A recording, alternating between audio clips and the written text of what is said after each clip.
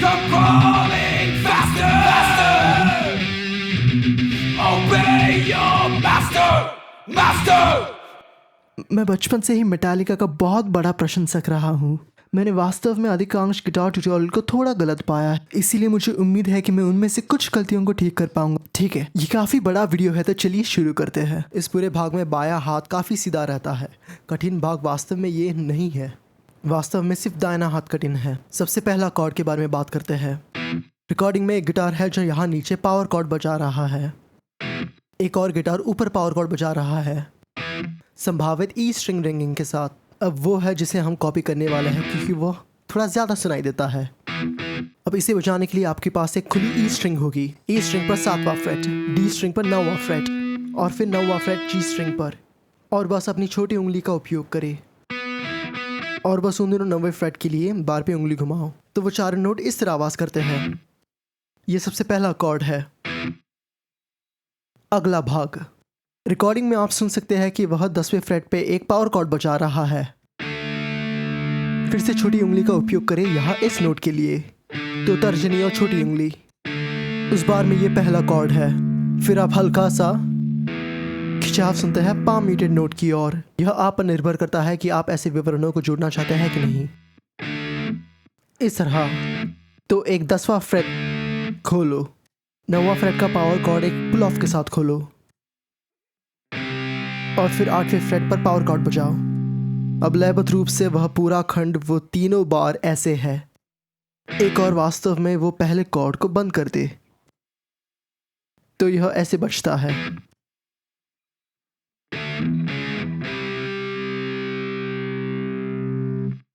चौथा बार। आइए पहले बाएं हाथ पर ध्यान दें।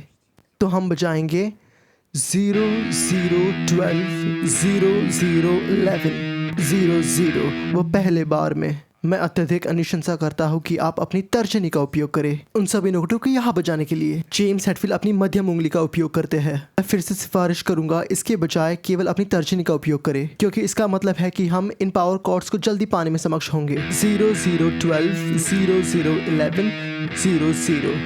10वें फ्रेट पर पावर कॉर्ड, तर्जनी छोटी उंगली, पावर कॉर्ड 9वें फ्रेट पर, पावर कॉर्ड 8वें फ्रेट पर।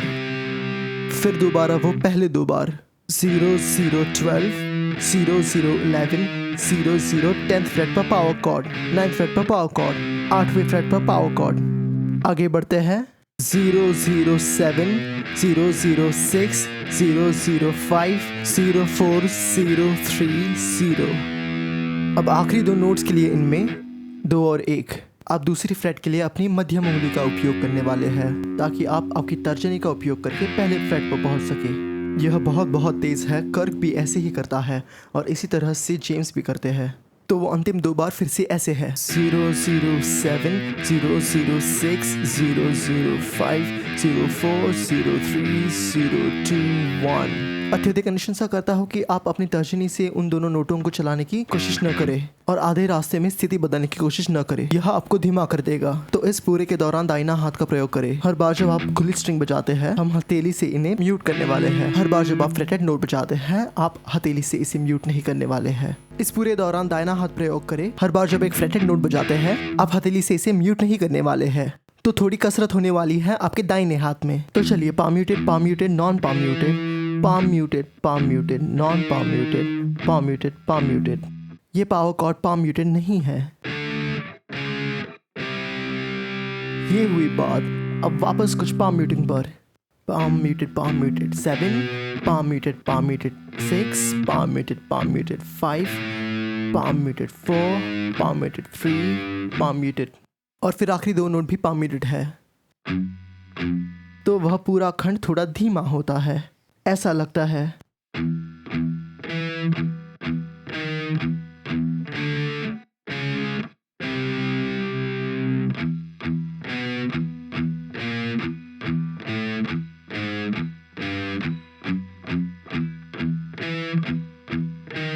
और इस प्रकार आगे भी। उस दूसरे बार के बारे में एक छोटा सा विवरण है जहां वे पावर कॉर्ड है। यदि आप रिकॉर्डिंग पर सुनते हैं इनमें से प्रत्येक के बीच में 8वां नोट ठहराव है।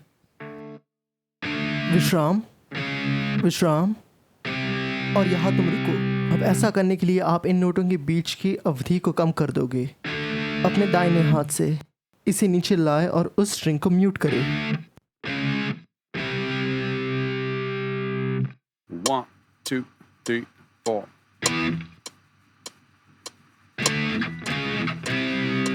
1, 2, 3, 4.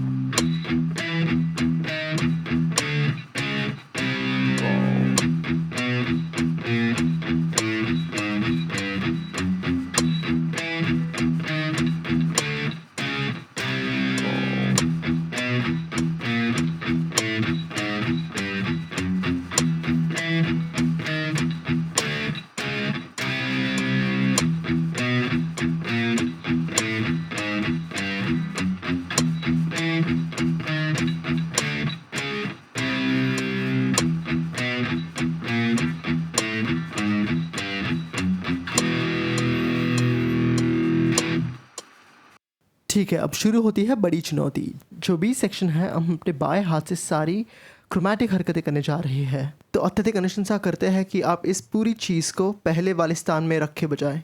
अब पहला स्थान का अर्थ है कि आपकी तर्जनी पहले फ्रेट पर होगी, मध्यम उंगली दूसरे फ्रेट पर होगी, अनामिका का तीसरा फ्रेट होगा, छोटी उंगली चौथे फ्रेट पर होगी। ऐसा करने के लिए आपको वास्तव में अपना अंगूठा गर्दन के पीछे रखना होगा। यदि आपका अंगूठा ऊपर है तो आपको ब्लूज रॉक में बहुत बहुत परेशानी होने वाली है। आपकी अनामिका और विशेष रूप से आपकी छोटी उंगली का उपयोग करना, उन्हें काफ़ी दूरी तय करनी है, तो कोशिश करिए और दूरी बनाए रखें उन उंगलियों से तार तक और उंगलियों के बीच में भी। अगर आप समझ गए कि मेरा क्या मतलब है। ऐसे यह बनाम यह बस असंभव होने वाला है। ठीक है, तो नोट है 0 1 2 0 1 3 0 1 4 0 1 3 0 1 2 2। ठीक है, चलिए आगे बढ़ते हैं। 0 1 2 0 1 3 1 0। इंटरनेट पर अंतिम दो नोटों पर हर कोई यही गलती करता है। इस खीस का पावर कॉर्ड वाले भाग पे आने से पहले इसमें सभी ने 1 0 बजाया है। अब ये विशेष रूप से उपयोगी है क्योंकि अगर हमें जाना है 0 1, यहाँ उन पावर कॉर्ड पर शिफ्ट करना मुश्किल है। तो फिर बी सेक्शन के आखिरी दो बार इस तरह सुनाई देते हैं। 0 1 2 0 1 3 1 0। उस खंड में अंतिम बार का अंत इस तरह सुनाई देता है। हमारी पावर कॉर्ड तीसरे फ्रेट से दूसरे फ्रेट तक जाएगी, फिर एक खुला स्ट्रिंग, दूसरे फ्रेट से तीसरा फ्रेट खुला स्ट्रिंग, फिर तीसरा फ्रेट से दूसरा फ्रेट एक बार फिर से। तो वह आखिरी बार ऐसा लगता है। 3 2 0 3 2 0 3 2। पूरा बी खंड 0 1 2 0 1 3 0 1 4 0 1 3 0 1 2 2 0 1 2 0 1 3 1 0 3 2 0 3 2 0 3 2। दाहिने हाथ के लिए निर्देश। हर बार जब हम ई स्ट्रिंग पर एक नोट बजाते हैं यह पाम म्यूटेड होने वाला है। हर बार जब हम ए स्ट्रिंग पर नोट बजाते हैं यह पाम म्यूटेड नहीं होने वाला है। तो आप चाहे तो अपने दाहिने हाथ से कर सकते हैं, प्रत्येक ई स्ट्रिंग और ए स्ट्रिंग नोट के बीच में उठाते हुए। तो पाम म्यूटेड और नॉन पाम म्यूटेड यह एक छोटी सी चाल है जो आप बस कोशिश कर सकते हैं और ई स्ट्रिंग को पाम म्यूट कर सकते हैं। तो अपने दाहिने हाथ को बहुत बहुत नाजुक रखें, जो उन तेज गतियों पर बड़ी चुनौती है, ताकि ए स्ट्रिंग बिल्कुल भी पाम म्यूटेड न हो। तो आप बस रख सकते हैं, बस अपनी कलाई को वही रहे जहां ई स्ट्रिंग को म्यूट कर रही हो। तो यह इस प्रकार है। Palm muted non palm muted, palm muted non palm muted, palm muted non palm muted, palm muted non palm muted, palm muted palm muted. ये दोनों नोट पाम म्यूटेड नहीं है। और फिर जारी रखते हुए palm muted non palm muted power chords के साथ, लेकिन ओपन कॉर्ड्स है। 3 2 पाम म्यूटेड बंद। वह पूरा खंड है।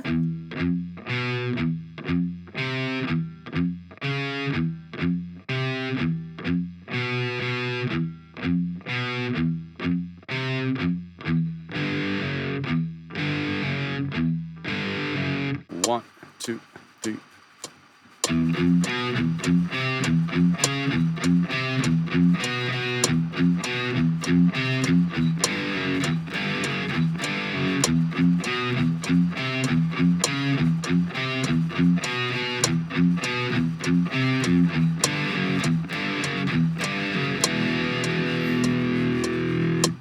भाग ऐसा लगता है 0 1 2 0 1 3 0 1 4 0 1 3 0 1 2 2। ठीक उसी तरह जैसे हमने पिछले बार में किया है। बी भाग में यह वह जगह है जहां अगल हो जाता है 0 1 2 0 1 3 0 1 4 0 1 3 1 0। ए स्ट्रिंग पर पावर कॉर्ड। ठीक है, इस समय हम पहली स्थिति से थोड़ा हट कर जाने वाले हैं। अपनी तर्जनी को दूसरे फ्रेट पर ले जाकर ए स्ट्रिंग पर छोटे फ्रेट पर छोटी उंगली। मैंने लोगों को इसे इस तरह बजाते देखा है। यह भी बिल्कुल ठीक है। 1 0 अपनी मध्यम उंगली और छोटी उंगली का उपयोग करके पावर कॉर्ड करें। पूरी तरह आप पे निर्भर है। अगले 4 बार इस तरह सुनाई देंगी 0 1 2 0 1 3 0 1 4 0 1 3 0 1 2 2 0 1 2 0 1 3 1 0। Power cord.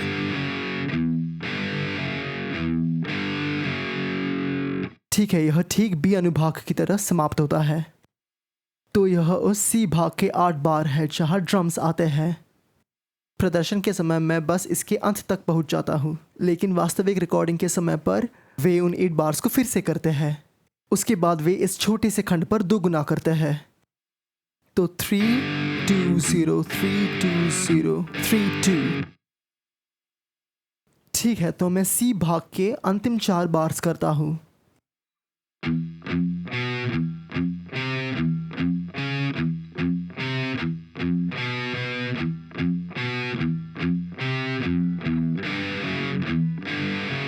तो यहां 2 गुना करें। तो दाहिना हाथ का वही नियम। हर बार जब हम ई स्ट्रिंग पर एक नोट बजाते हैं हम इसे पाम म्यूट करने वाले हैं। हर बार जब हम ए स्ट्रिंग पर एक नोट बजाते हैं हम पाम म्यूट नहीं करने वाले हैं। और वह उस पूरे खंड के लिए काम करेगा। तो दाहिने हाथ से कुछ ऐसा लगता है और दिखता है। Palm muted, non palm muted नहीं।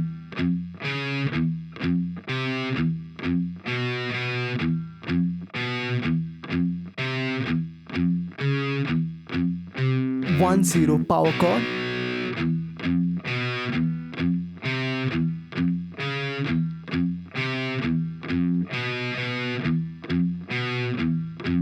One zero. 1 2 3 4.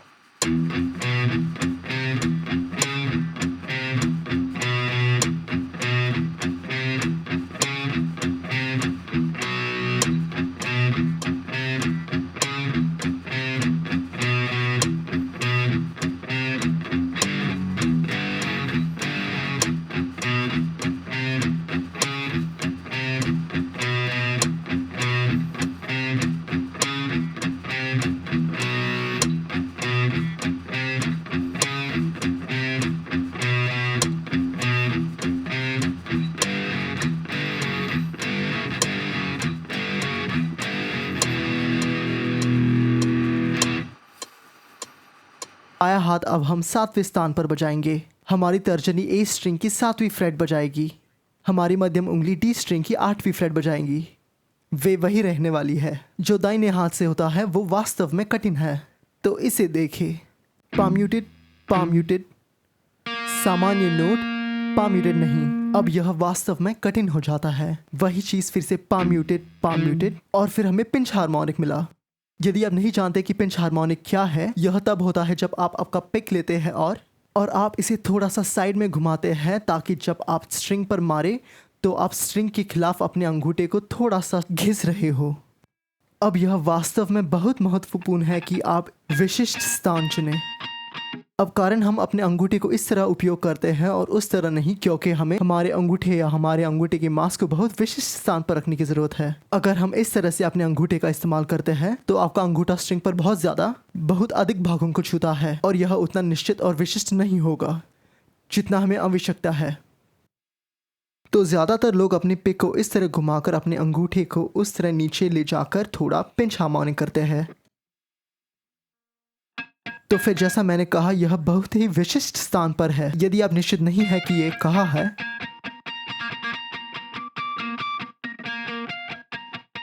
तो स्ट्रिंग के साथ साथ विशिष्ट स्थान चुनने का प्रयास करें जब तक कि आप उसे ढूंढ न ले। मेरे लिए यह इस माध्यम पिकअप के थोड़ा ऊपर बाईं ओर है। तो यह विशिष्ट पिंच हार्मोनिक है जो आप करना चाहते हैं। यह एक बी फ्लैट अप है जो इस नोट की तरह लगना चाहिए। आखिरी 2 बार के खिंचाव ऐसे सुनाई देने चाहिए। पाम्यूटेड पाम्यूटेड सामान्य, palm muted palm muted pinch harmonic, palm muted palm muted pinch harmonic, palm muted palm muted pinch harmonic, palm muted palm muted. इस समय रिकॉर्डिंग पर 2 ऑक्टेव्स अप के बजाय पिंच हार्मोनिक पिच बदलता है। 2 ऑक्टेव्स ऊपर के बजाय ऐसा लगता है कि ऊपर थर्ड भी है। यदि आप उन्हें नहीं कर सकते हैं तो चिंता न करें जब तक आपसे यह हो रहा है। देखिए, मैं भी अभी तक यह नहीं कर सकता। जब तक आप उन 2 ऑक्टेव्स को लगातार ऊपर लेते हैं यह ठीक रहेगा। तो फिर से वो आखिरी 2 बार। Palm muted palm muted pinch harmonic, palm muted palm muted pinch harmonic, palm muted palm muted pinch harmonic, palm muted palm muted अन्य हथेली शीर्ष पर हार्मोनिक पिच। 1, 2, 3, 4.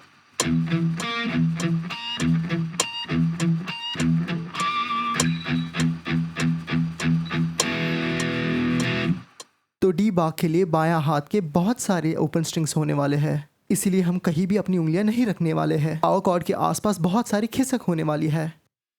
उदाहरण के लिए ऐसा लगता है 0 0 0 0 0 0 0 0। दूसरा बार 0, तीसरे फ्रेट पर पावर कॉर्ड खिसका, 5वें फ्रेट पर ओपन स्ट्रिंग, छठा फ्रेट पावर कॉर्ड खिसका, 5वें फ्रेट पर, और फिर तीसरा फ्रेट पावर कॉर्ड, फिर से 5वें फ्रेट तक खिसका। तो वह दूसरा बार ऐसा लगता है।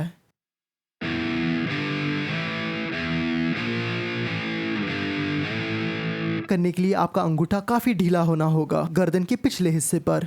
यदि आप आपका अंगूठा स्थिर स्थिति पे रखते हैं इसे घुमाना बहुत मुश्किल हो जाता है। ठीक है, तो आप फ्रेटबोर्ड के पिछले हिस्से पर बहुत पकड़ बनाने वाले हैं, गर्दन के पीछे और बहुत सी रिहाई। यदि आपके पास गर्दन के पीछे एक चिपचिपी सतह है, जैसे एक खुरदरी सतह मिलती है, तो ऐसा करना कठिन होगा। यदि आपके पास एक खुरदरी सतह है तो आप किसी प्रकार का नींबू का तेल लगा सकते हैं या किसी प्रकार की स्ट्रिंग चिकनाई अपने गिटार की गर्दन के पीछे लगा सकते हैं। एक और छोटी सी उपयोगी युक्ति है कि यदि आपके पास ये चीज़ नहीं है, बस अपनी गर्दन के पिछले हिस्से पर रगड़े, तुम्हारी असली गर्दन पर कुछ तेल वहाँ ज़रूर होगा, तो बस इसका फ़ायदा उठाए।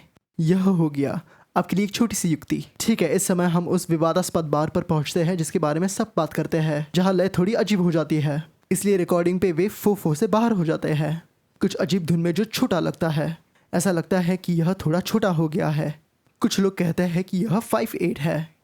मैंने यह कोशिश की है, यह वास्तव में काम नहीं करता है। कुछ अन्य लोग कहते हैं कि यह 2132 जैसा है, जो सिर्फ हास्यास्पद है। जैसे कि रिक बियाटो ने अपने बेहतरीन वीडियो में कहा, बस इसे महसूस करे, ऐसा उन्होंने किया होगा। तो बस उस बार में थोड़ा जल्दी करे और बस आशा करे कि आप सही वक्त पर अगली बार पर पहुंच जाए। मेरे डेमो वीडियो में आप देखेंगे कि मैं भी यही कर रहा हूँ, लेकिन अपना सर्वश्रेष्ठ प्रयास करे। तो वे 4 बार इस तरह ध्वनि करते हैं, 1 और 2 और 3 और 4 और 1 और 2 और 3 और 4 और 1 और 2 और 3 और 4 और 1 2 3 और फिर विफलता। इसे पार पाने की पूरी कोशिश करें। हालांकि रिकॉर्डिंग पर आप निश्चित रूप से सुन सकते हैं कि इन तीसरे फ्रेट पावर कॉर्ड्स के बीच में एक निश्चित विराम, लयबद्ध विराम है। तो आप अपने दाहिने हाथ को उन स्ट्रिंग्स को म्यूट करने के लिए नीचे लाए। दाहिने हाथ की बात करते हुए हम इस सब के दौरान क्या करने जा रहे हैं कि हर बार जब हम एक खुली ई स्ट्रिंग बजाते हैं हम इसे पा म्यूट करने वाले हैं। हर बार हम ऐसा नहीं करते हैं, हम नहीं करेंगे। इस तरह पाम्यूटेड पाम्यूटेड पाम्यूटेड पाम्यूटेड पाम्यूटेड पाम्यूटेड पाम्यूटेड पाम्यूटेड पाम्यूटेड पाम्यूटेड नोट, और फिर 2 और 3 और 4 और अजीबोगरीब भाग। ठीक है, वह भाग 2 बार होता है। यह छोटी पूर्व कविता है जो वोकल आने से पहले होती है, और फिर हम वोकल भाग में आते हैं। वोकल भाग बिल्कुल वैसा है जैसा हमने सीखा था, सिवाय इसके कि हमें इसे कुल 4 बार बजाने की ज़रूरत है। तो इस समय पर हम पूरी चीज़ को F शार्प पर बजाने वाले हैं। तो हम दूसरे स्थान पर बजाएंगे। तो आपकी तर्जनी दूसरी फ्रेट पर होगी। 1 और 2 और 3 और 4 और 1। इस समय पर हमारे पास एक खुली स्ट्रिंग है। ए स्ट्रिंग पर एक हैमर ऑन के साथ दूसरी फ्रेट तक। अब उसी समय जैसा कि हम अपनी तर्जनी के साथ कर रहे हैं, हमारी छोटी उंगली चौथे फ्रेट पर रहने वाली है उन दोनों के लिए। तो यह इस तरह से ध्वनि करने वाली है। एक ही समय में एक खुली के साथ चौथा फ्रेट और एक ही समय में दूसरे फ्रेट के साथ चौथा फ्रेट। तो फिर यह ऐसे सुनाई देगा। इस समय पर हम एक पाम म्यूटेड नोट करने जा रहे हैं। एफ शार्प पर फिर से ई स्ट्रिंग का दूसरा फ्रेट, जो आप रिकॉर्डिंग पर मुश्किल से सुन सकते हैं, लेकिन वहाँ यह है। तो उस दूसरी बार के पहले 4 नोट इस तरह ध्वनि करेंगे। अब इसे सही ढंग से करने के लिए आप पेड़ के साथ हैमर ऑन करने वाले हैं अपनी तर्जनी से, और आपको यह निम्न ई स्ट्रिंग उंगलियों के स्पर्श से प्राप्त होगी। और फिर हम तीसरे फ्रेट पर पावर कॉर्ड की ओर बढ़ते हैं। थर्ड फ्रेट ए स्ट्रिंग पर, ई स्ट्रिंग पर दूसरे फ्रेट की ओर खींचते हुए, और फिर वही पैतरेबाजी एक खुले और चौथे फ्रेट के साथ दूसरे पैर पर हैमर ऑन। तो वह दूसरा बार फिर से सुनाई देता है। 2 खुले, हैमर ऑन, फिंगर रोल, तीसरी फ्रेट खिसका, खुला, हैमर ऑन, और तीसरा बार 1 और 2 और 3 और 4 और 1। वह चौथा बार फिर से 5 8 21 32, जो भी आप इसे बुलाना चाहते हैं, हटाया गया बार ऐसा लगता है। ई स्ट्रिंग पर दूसरा फ्रेट और फिर ये 2 हैमर ऑन, बीच में कुछ म्यूटिंग के साथ। तो वे 4 बार इस तरह आवाज करते हैं। 1 और 2 और 3 और 4 और 1 और हैमर ऑन, खिसक, हैमर ऑन, 1 और 2 और 3 और 4 और 1 हैमर ऑन, हैमर ऑन। दाहिना हाथ के लिए बिल्कुल वही नियम लागू होते हैं, सिवाय हर बार जब हम ई स्ट्रिंग बजाते हैं हम एक पाम म्यूटेड नोट करते हैं। ये सभी सेकंड फ्रेट्स पाम म्यूट है, और जब हम इनमें से कोई भी पावर कॉर्ड बजाते हैं वो पाम म्यूटेड नहीं होते हैं।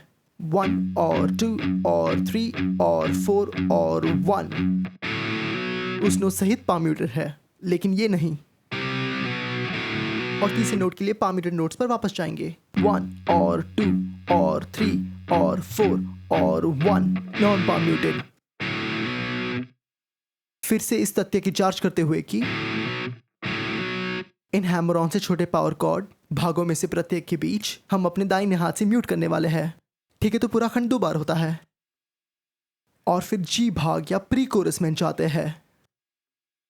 एक बार है जहां हम ए स्ट्रिंग पर दूसरा फ्रेट एकल नोट बजाएंगे पाम म्यूटेड के साथ। 1 और 2 और 3 और 4 और टैबलेट पर मैंने नोट किया है कि वहाँ डी स्ट्रिंग पर एक म्यूट स्ट्रिंग है। अगर आपको वह नहीं समझ आता तो चिंता न करें, यह वास्तव में इतना महत्वपूर्ण नहीं है। अधिक महत्वपूर्ण है कि आप दूसरा फ्रेट ए स्ट्रिंग पर बजाएं। 1 और 2 और 3 और 4 और।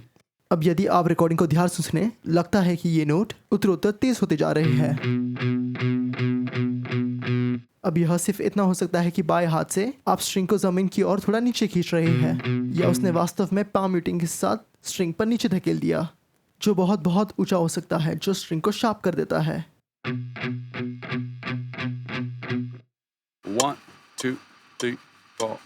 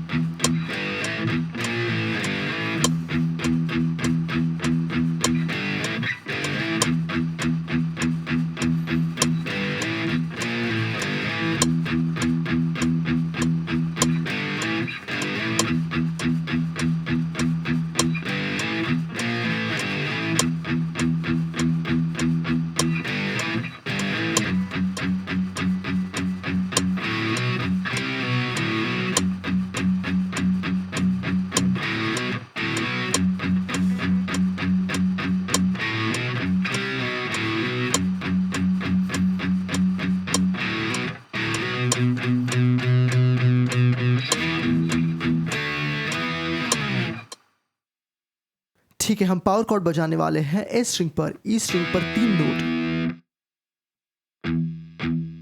फिर ए स्ट्रिंग पर एक पावर कॉर्ड 5वां फ्रेट, फिर ए स्ट्रिंग 7वां फ्रेट पर एक पावर कॉर्ड, फिर से वह पहला बार, 7वां freight power cord,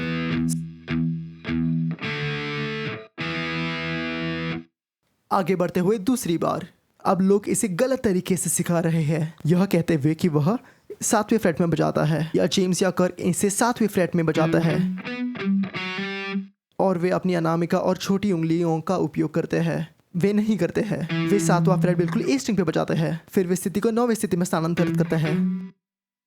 D string पर एक उंगली रोल करे, ए स्ट्रिंग पर 10वें फ्रेट तक, और फिर 9वें फ्रेट पर हैमर ऑन 10वें फ्रेट तक। तो यह ए स्ट्रिंग पर ऐसा लगता है। डी स्ट्रिंग पर 7, 9, 9, 10वां फ्रेट ए स्ट्रिंग, और एक हैमर ऑन 9वें फ्रेट से लेकर 10वें फ्रेट तक, अपनी तर्जनी से मध्यम उंगली तक। तो फिर 7, 9, 9, 10, 9, 10। वह अंत में वाइब्राटोस भी है। तो चलिए बस रॉक वाइब्राटो बजाते हैं, केवल उंगलियों का प्रयोग करते हुए। तो क्लैप्टन के वाइब्राटो या बीबी किंग के वाइब्राटो जैसा कुछ भी नहीं है। हम रॉक वाइब्राटो बजाने जा रहे हैं। तीसरा बार, हर कोई इसे भी गलत लिखता है। हम 7वां फ्रेट पर कॉर्ड बजाएंगे, ई स्ट्रिंग पर 1 और 2, और फिर 8वें फ्रेट पर पावर कॉर्ड, फिर 7वें फ्रेट पर पावर कॉर्ड। तो फिर 1 और 2 और 3, 4। चौथा बार ऐसा लगता है। 8वां फ्रेट पावर कॉर्ड, 1 और 2, और ए स्ट्रिंग पर 6ठा फ्रेट पर पावर कॉर्ड, ई स्ट्रिंग पर 7वां फ्रेट पावर कॉर्ड। फिर से वे 2 बार इस तरह से आवाज करते हैं, 1 और 2 और 3, 4, 1 और 2 और 3, 4। तो दाहिने हाथ से हर बार जब हम ए स्ट्रिंग पर पावर कॉर्ड बजाते हैं, हम हथेली से म्यूट नहीं करने वाले हैं, और हर बार जब हम ई स्ट्रिंग पर एक नोट बजाते हैं, हम हथेली से म्यूट करेंगे। Chord, palm mute, palm mute, palm mute, chord, chord. ये अगले 2 नोट पाम म्यूटेड है। 7, 9। यह नोट पाम म्यूटेड नहीं है, यह नोट पाम म्यूटेड है, और ये 2 नोट पाम म्यूटेड नहीं है। तो उन दोनों बार्स में जाओ, 1 और 2 और 3, 4, 1 और 2 और 3 और 4। अगले 2 बार्स ई स्ट्रिंग पर पाम म्यूटेड नोट्स है, इन पावर कॉर्ड्स के साथ 1 और 2, और ये पाम म्यूटेड नहीं है। 8, 7 ये है, 1 और 2 और ये नहीं है। फिर से वे आखिरी 2 बार, 1 और 2 और 3, 4, 1 और 2 और 3, 4। तो हम उन 4 बार्स को 3 बार दोहराते हैं, और फिर हम उसके चौथे दोहराव पे पहुंचते हैं, जिसकी मेटालिका के अनुसार थोड़ी अलग कहानी है। ऐसा लगता है।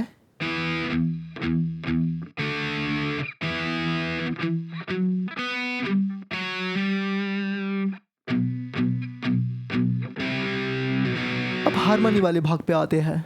हमारे पास एक गिटार बच रहा है, कम हारमोनी वाला एक ऊपरी हारमोनी बजा रहा है। तो निम्न हारमोनी ऐसा लगता है, इसे पूरी तरह दूसरे और छठे स्थान पे बजाए, यह आसान हो। 9, 7, 6 आराम, 6, 8, 7 आराम। अब दूसरा गिटार बहुत ही सामान्य काम कर रहा है, बस 1/3 ऊपर। 9वें स्थान पे यह ऐसा लगता है। 12, 10, 9 आराम, 9, 12, 11 आराम। अब अंकन के लिए और मेरे डेमो के लिए और मेरे संस्करण के लिए मैंने दोनों गिटार एक साथ रख दिए हैं। तो आपको इस तरह का मेजर और माइनर थर्ड मिलता है। ए स्ट्रिंग पर उतरते हुए डी स्ट्रिंग, जो इस तरह दिखता है। हर बार जब आप माइनर थर्ड करते हैं, जैसे कि 2 फ्रेट अलग करते हैं, आप अपनी तर्जनी और अनामिका का उपयोग करने वाले हैं। हर बार जब आप मेजर थर्ड करते हैं, जैसे कि यहाँ, आप अपनी तर्जनी और मध्यम उंगली का उपयोग करने वाले हैं। अगर आप सिर्फ मेरी अनामिका पर ध्यान केंद्रित करते हैं, 9, 7, 6 आराम, 6, 3, 2 विश्राम। फिर से 9, 7, 6 आराम, 6 3 2 आराम। और फिर हमें उस खंड को समाप्त करना है। हमारे पास 2 आइकॉनिक बार है, मास्टर 3 4 मास्टर 3 4। मैं गायक नहीं हूँ, तो बाएं हाथ से वह एक पावर कॉर्ड होने वाला है, ओपन स्ट्रिंग पावर कॉर्ड, या तो सिर्फ 0 और 2 या 0 2 और 2। यदि आप चाहते हैं तो वास्तव में कोई फर्क नहीं पड़ता। 1 2 3 4। अब आप वही काम करते हैं लेकिन पहले फ्रेट पे, जिसका मतलब है कि आप लो स्ट्रिंग बजाएंगे अपनी तर्जनी उंगली से बजाते हुए, ए स्ट्रिंग के तीसरे फ्रेट पर छोटी उंगली का उपयोग करते हुए। फिर से आप यहाँ 2 नोट बजा सकते हैं, हो सके तो छोटी उंगली से, यदि नहीं तो आप बस 2 नोट पावर कॉर्ड बजाएं। अब इनमें से प्रत्येक के बीच अलगाव प्राप्त करने के लिए अपने दाहिने हाथ से हम इसे स्ट्रिंग पर नीचे लगाएंगे, 1 और 2 के बीच में म्यूट करने के लिए। 1 और 2 और 3 और 4 और 1 और 2 और 3 और 4 और 3 2 3 4।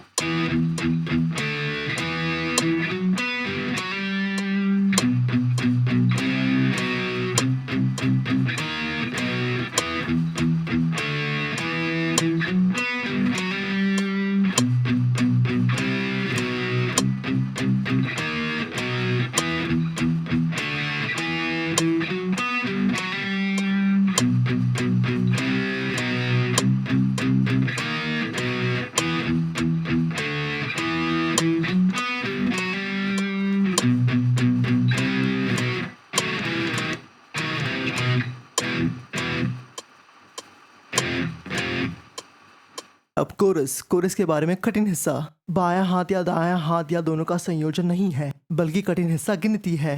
तो यहाँ 4/4 बार का एक गुच्छा होने वाला है और यहाँ 2/4 बार का एक गुच्छा। अब यह बहुत स्वाभाविक लगता है अगर आप गीत को अच्छे से जानते हैं तो, और आप गीत के साथ साथ चल रहे हैं। यदि आप इसे अच्छी तरह से नहीं जानते, मैं आपको थोड़ा लयबद्ध विवरण देने जा रहा हूँ जबकि मैं बजाता हूँ।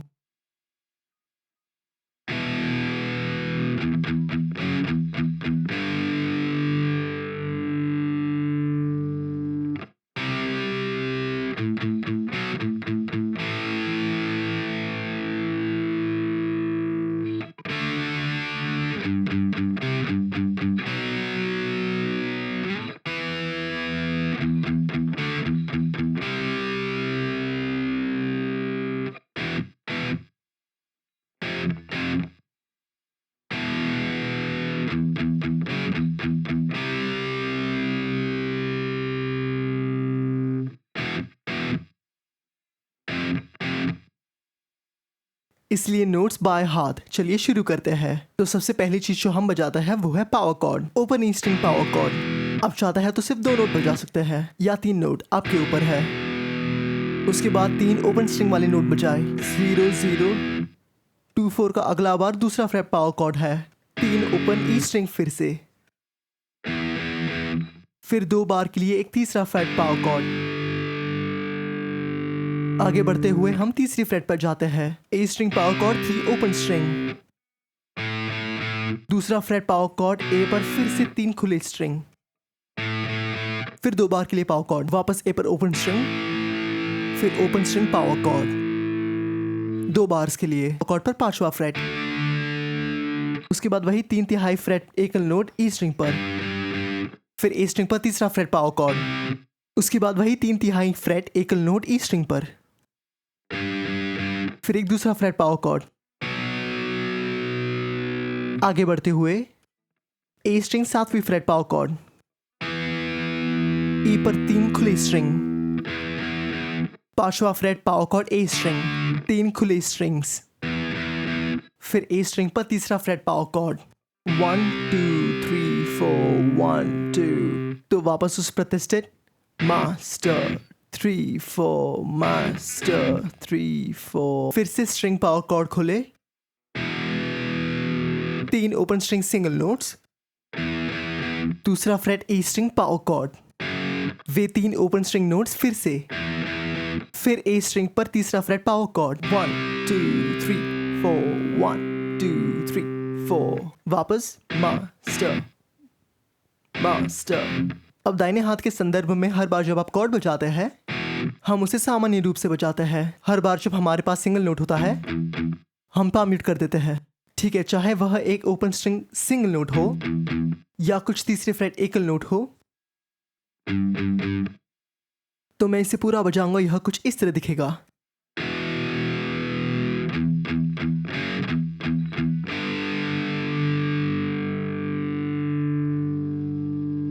Power chord, palm mute palm mute palm mute, power cord.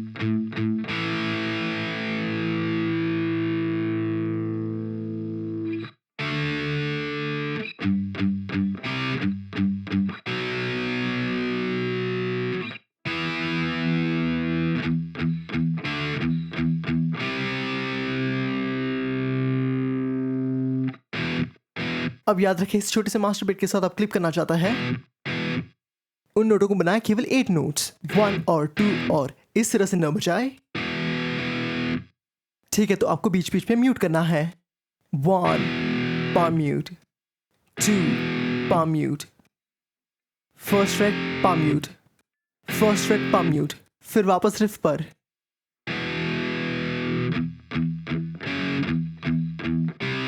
Two, three, four, 1, 2, 3 और फिर से 1, 2, 3, 4.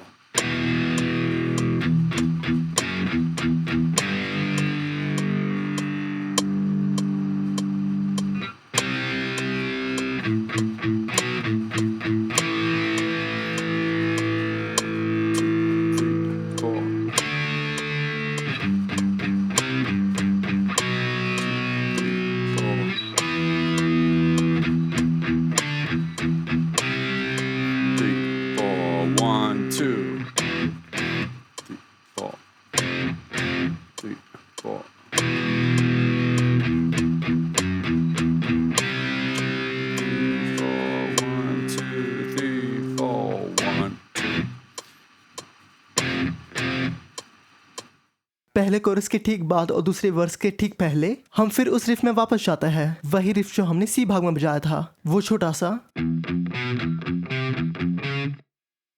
यह अंत में डबल टैक शामिल करने के साथ बिल्कुल वैसा ही।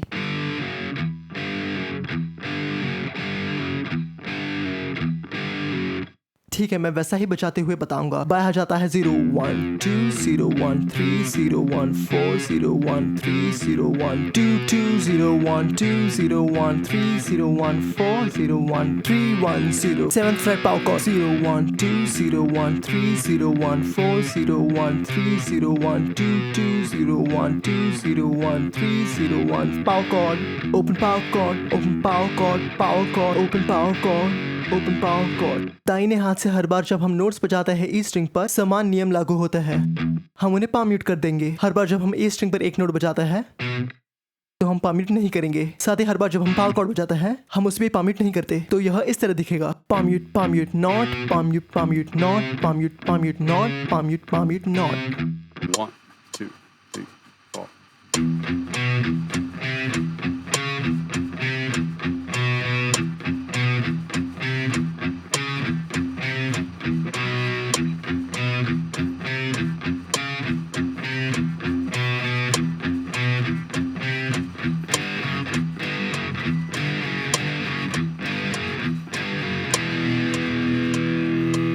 अब तक का इस सॉन्ग का सबसे कठिन हिस्सा है कि हम सब कुछ डाउन पिक करने जा रहे हैं। इसका मतलब इसमें कोई अल्टरनेट पिकिंग नहीं होगा, सारी डाउन स्ट्रोक्स।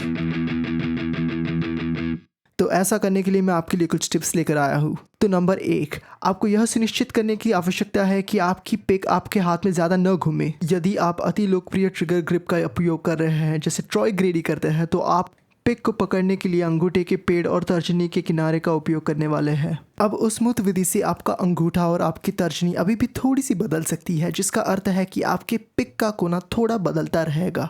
तो आपको यह सुनिश्चित करना होगा कि वो हिल नहीं रहा है।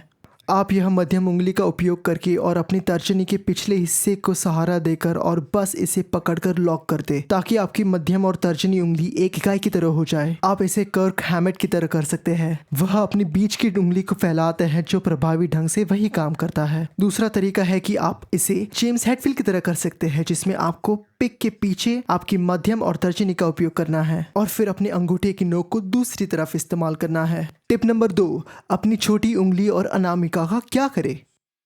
तो वो दोनों लोग अपनी उंगलियां बाहर निकालते हैं। अब यह आपके हाथ को एक संदर्भ देने का काम करता है।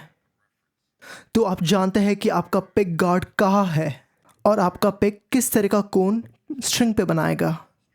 इसके अलावा यदि आप इसे केवल पिक गार्ड पे ही रखना चाहते हैं, जब आप पाम म्यूट नोटों और नॉन पाम म्यूट नोटों के बीच में बदलाव कर रहे हैं, तो यह आपके हाथ को थोड़ा संदर्भ बिंदु देता है।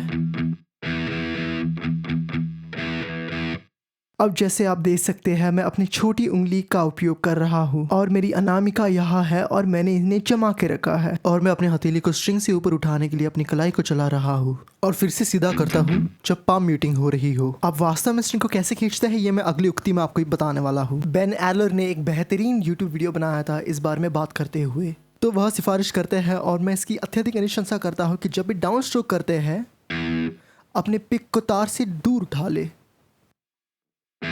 पिक गार्ड से इतनी दूर। तो आप इसे डाउन स्ट्रोक के रूप में न सोचे, आप इसे पिक गार्ड स्ट्रोक से दूर एक स्ट्रोक की तरह सोच सकते हैं। जैसे भी आप इसे बुलाना चाहते हैं, मैं चाहता हूं कि आप ऐसे ही करें और ऐसे ना करें। स्ट्रिंग को हिट करने और फिर वापस आने और फिर इसे हटाने, इसे फिर से हिट करने में शामिल क्रियाएं बहुत ही जटिल है। रिंग पर डबल अप करने या दुर्घटना से तार को मारने की बहुत संभावना है। इसके अलावा सीधा उस तरफ न जाए क्योंकि फिर से वह क्रिया बहुत जटिल है। आप ई स्ट्रिंग को हिट करते हैं, फिर आपकी पिक बाहर आनी है और फिर आपको उठानी है, वापस आना है और फिर से शुरू करना है। ठीक है, तो पिक गार्ड दूर रखें। अगला टिप जो मैं आपको देने जा रहा हूँ वो है जहाँ से गति आने वाली है। गति पूरी तरीके से हमारी कलाई से नहीं आने वाली है। ऐसा इसीलिए है क्योंकि ऐसा करने से वास्तव में यहाँ बहुत दर्द होता है और ऐसा करने से ये आपको बहुत जल्दी थका देगा। मेरा सुझाव है कि अधिकांश गति आपकी कोहनी से आनी चाहिए। तो सब कुछ सही जगह पे रोक कर रखें। अपने पिक को सही जगह पर रोके, अपनी कलाई को कुछ हद तक लॉक करने के बारे में सोचें और अधिकांश गति आपके हाथ के अग्रभाग से आनी चाहिए, उस तरह।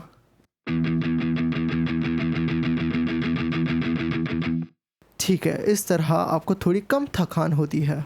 यह अभी भी थका हो जाता है, आपको अभी भी उस स्पीड तक जाने के लिए मेहनत करनी होगी। अब सबसे महत्वपूर्ण अभ्यास युक्ति यह है कि जब आप धीमी गति में बजा रहे हो, आप किसी भी तनाव के लिए बहुत बहुत सचेत रहे।